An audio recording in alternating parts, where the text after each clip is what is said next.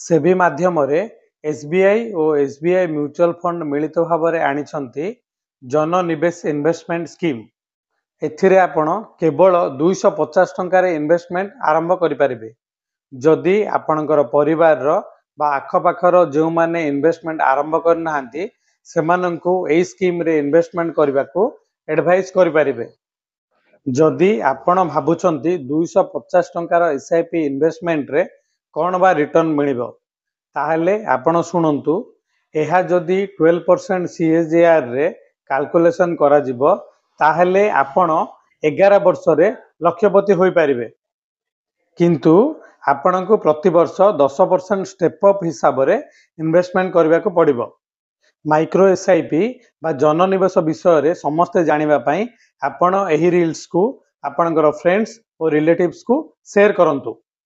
एही बळी financial tips पाइबा पई आपण मो चैनल को लाइक और सब्सक्राइब करंतु।